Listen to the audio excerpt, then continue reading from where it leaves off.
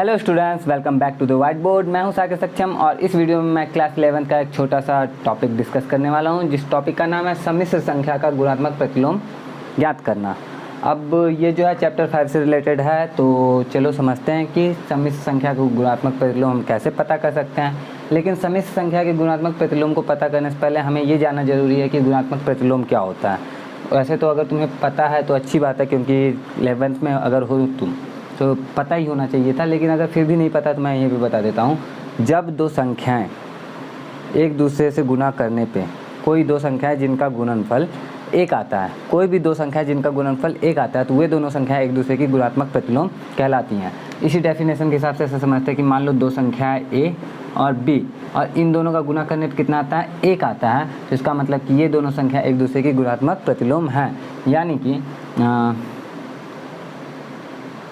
तो इस तरह से कह सकते हो कि a बराबर इस तरह से तुम्हें मिलेगा 1/b और b बराबर मिल जाएगा 1/a। ठीक है, तो अब इससे कंक्लूजन कहाँ पे आया कि जैसे मान लो कि कोई संख्या अगर 6 है तो इसका जो गुणात्मक प्रतिलोम होगा वो क्या होगा, गुणात्मक प्रतिलोम हो जाएगा तुम्हारा 1/6। 6 का गुणात्मक प्रतिलोम कितना हो जाएगा, 1/6। और क्योंकि 6 का 1/6 में हम गुना करते हैं तभी तो एक आता है ना, तो 6 का गुणात्मक प्रतिलोम 1/6। अगर तुमसे 2/3 का गुणात्मक प्रतिलोम पूछा जाए तो कितना होगा, तो 2/3 का गुणात्मक प्रतिलोम 3/2 हो जाएगा। क्योंकि 2/3 को 3/2 में हम गुना करते हैं तभी तो एक आता है ना। तो कंक्लूजन फिर से वही, जब दो संख्याओं का गुणनफल एक आ जाए तो वे दोनों एक दूसरे के गुणात्मक प्रतिलोम कहलाते हैं। ठीक है, अब बढ़ते हैं आगे। सम्मिश्र संख्या का गुणात्मक प्रतिलोम हम लोग सीखने वाले हैं। उम्मीद करता हूँ इसको समझने में कोई परेशानी नहीं हुई होगी। तो अब सम्मिश्र संख्या मैंने यहाँ पे कुछ लिख रखा है, जैसे 4 - 5i, ये एक सम्मिश्र संख्या है, इसका गुणात्मक प्रतिलोम चाहिए। तो डेफिनेशन के हिसाब से जानते हैं तो भी, और अगर डेफिनेशन के हिसाब से नहीं जाते हैं तो सीधे सीधे हम ये जानते हैं कि किसी भी संख्या के बट्टा में एक रहता है, डिनोमिनेटर न्यूमिनेटर डिनोमिनेटर एक तो किसी के भी रहता है या ना। तो अब हमें इसका क्या चाहिए, गुणात्मक प्रतिलोम। तो हम जानते हैं कि गुणात्मक प्रतिलोम इसका क्या होगा, इसका गुणात्मक प्रतिलोम हो जाएगा 1/4 - 5i। ठीक है, अब ये इसका गुणात्मक प्रतिलोम हो गया। तो ये हम इसे इतने पे नहीं छोड़ सकते, क्योंकि बटा में i को नहीं रहने देते हैं। जैसे रूट को बटा में नहीं रहने देते ना, जैसे 1/√3 है, तो अगर इस तरह से कुछ लिखा हुआ है या फिर मान लो √3 - √2 दिया हुआ है, ठीक है, तो इसको हम लोग सॉल्व करके कुछ लाते हैं, इसका वो कर देते हैं, क्या बोलते हैं इसको, प्रमेयीकरण कर देते हैं। तो प्रमेयीकरण कर देते हैं तो उसी तरह से हम इसका भी प्रमेयीकरण करेंगे। तो इसका प्रमेयीकरण जब हम करते हैं, एक्चुअली 5i नहीं, ये 3i था, मैंने 5i लिख दिया। चलो, तो अब इसका प्रमेयीकरण करेंगे। तो प्रमेयीकरण करने का तरीका होता है कि ये जो माइनस में है ना, ऊपर नीचे इसका गुना करते हैं प्लस वाले से। तो 4 + 3i बटा 4 + 3i। इससे क्या होता है, इससे होता ये है कि ऊपर में तो 4 + 3i हो गया हमारा, लेकिन नीचे में a - b × a + b, a² - b² हो जाएगा। तो 4 का स्क्वायर माइनस 3i का स्क्वायर। आगे देखो, 4 + 3i बटा में 4 का स्क्वायर 16 माइनस 3 का स्क्वायर 9 और i का स्क्वायर तो i ही रहे, i का स्क्वायर तो i² रहेगा। अब यहाँ पे सम्मिश्र संख्या में ये बात तो जानते होंगे कि i का जो स्क्वायर होता है इसका वैल्यू होता है -1।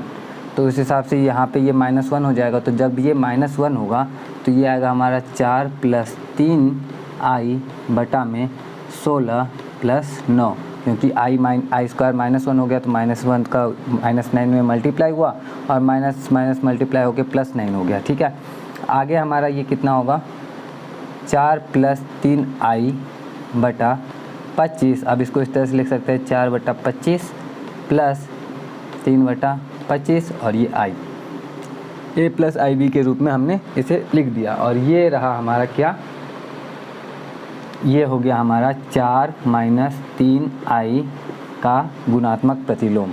ठीक है, उम्मीद करता हूँ कि ये समझ में आया होगा, समझने में किसी तरह की परेशानी नहीं होगी।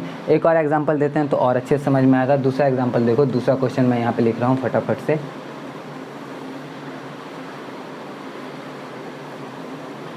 दूसरा एग्जांपल, जैसे मान लो √5 + 3i, इसका हमें पता करना है क्या, गुणात्मक प्रतिलोम। गुणात्मक प्रतिलोम के लिए हम क्या जानते थे, अभी हमने डिस्कस किया था कि जब दो संख्याओं का गुणनफल 1 आता है तो इसका मतलब वो दोनों एक दूसरे की गुणात्मक प्रतिलोम कहलाते हैं। कहने का मतलब ये हो गया कि अगर 2/3 है तो 2/3 का गुणात्मक प्रतिलोम तुमको पता करना है, तो वो सीधे सीधे 3/2 हो जाएगा। ऊपर वाला नीचे, नीचे वाला ऊपर हो जाता है, अंश हर में बदल जाता है, हर अंश में बदल जाता है। न्यूमिनेटर तुम्हारा डिनोमिनेटर हो जाता है और डिनोमिनेटर तुम्हारा न्यूमिनेटर हो जाता है। अब ये दोनों एक दूसरे के गुणात्मक प्रतिलोम कैसे हैं, तो हमको पता है इन दोनों का गुणा करने पे हमारा 1 आता है, यानी कि ये दोनों एक दूसरे के गुणात्मक प्रतिलोम है। तो इस हिसाब से हम इस कंक्लूजन पे पहुँचे कि इसका जो गुणात्मक प्रतिलोम हो जाएगा वो भी 1/√5 + 3i हो जाएगा। अब इतना लिखने के बाद मैंने बताया था कि नीचे में हर में रूट में नहीं रहने देते, आई में नहीं रहने देते, तो रूट और आई को हटाने के लिए हम यहाँ पे क्या करने वाले हैं, √5 - 3i बटा √5 - 3i से प्रमेयीकरण करने वाले हैं। प्रमेयीकरण करने में क्या होता है, क्योंकि ये इसी में जब करेंगे तो a + b × a - b, a² - b² होगा, और ये √5 का स्क्वायर 5 ही हो जाएगा, और ये वाला हमारा माइनस में जो आएगा वो प्लस में हो जाएगा। देखो समझो कैसे हो रहा है ये सब कुछ, ठीक है। ऊपर में हमारा आ गया √5 - 3i बटा में हो गया √5 का square, a + b × a - b, a² - b² होता है, तो √5 का स्क्वायर माइनस 3i का स्क्वायर, ठीक है। आगे देखो √5 - 3i है यहाँ पे, बटा में क्या आया, √5 का स्क्वायर करेंगे तो 5 होगा, और माइनस में 9i²। अब देखो i² का वैल्यू क्या होता है, अभी थोड़ी देर पहले ही बोला था हमने कि i² का वैल्यू होता है -1, तो -1 और -9 का मल्टीप्लाई होगा तो क्या हो जाएगा हमारा, प्लस में 9 हो जाएगा। तो लिख लेते हैं √5 - 3i बटा में 5 + 9, ठीक है। अब आगे करते हैं, तो √5 - 3i बटा में हो गया 9 × 5 = 14, इसको लिखेंगे √5 बटा 14 माइनस 3/14, और ये i, और ये हो गया हमारा आंसर। यानी कि √5 + 3i का जो गुणात्मक प्रतिलोम होगा वो होगा √5 बटा 14 माइनस 3/14i, ठीक है।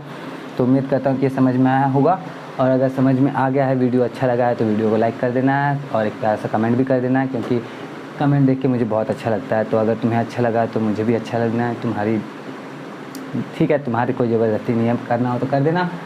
और ऐसी और वीडियोज़ आते रहेंगे क्लास 11 से रिलेटेड, तो 10 से भी रिलेटेड आते रहेंगे, तो चैनल को सब्सक्राइब कर लेना, उसके लिए नोटिफिकेशन तुमको पहले मिल जाएंगे। मैं तुमसे मिलता हूँ, आज के लिए इतना ही। मैं तुमसे मिलता हूँ नेक्स्ट वीडियो में। Till then take care of yourself, because nobody will do it for you.